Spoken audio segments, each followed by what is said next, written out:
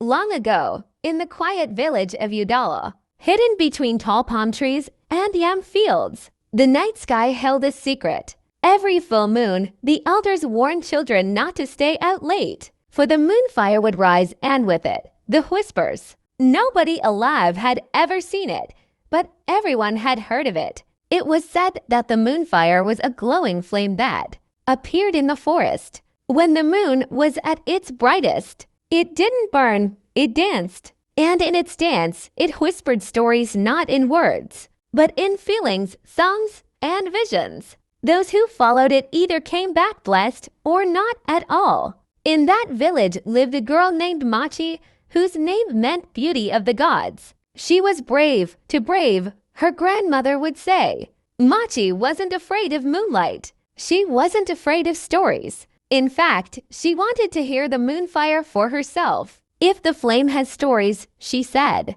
then I will be the one to bring them back. On the night of the biggest full moon in 10 seasons, when even the crickets went silent, Machi slipped away. She wrapped her mother's old wrapper around her and headed toward the Ebu forest, where the moonfire was said to rise. At the edge of a stream, just past the last Iroko tree, Machi saw it. A flame, silver and blue, floated above the earth. It flickered and shimmered like a spirit, and then it began to spin gently like a woman dancing slowly in the rain. Then she heard the whispers, not voices, but memories. She saw the first drumbeat of her people, the tears of her great-grandmother when the yams failed, the joy of the harvest, the birth of twins, and the wrath of a forgotten war. Machi fell to her knees. The stories flooded her heart, not to harm, but to teach. And in her ears, a voice finally spoke. You have listened with your spirit.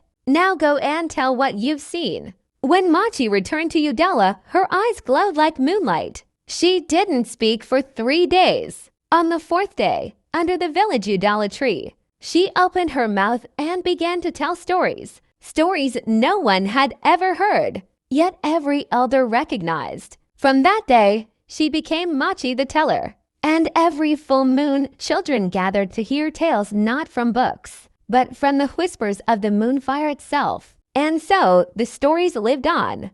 Thank you for listening to Whispers of the Moonfire. Don't forget to like, share, and subscribe for more magical tales from Omalicha Stories by Blessing.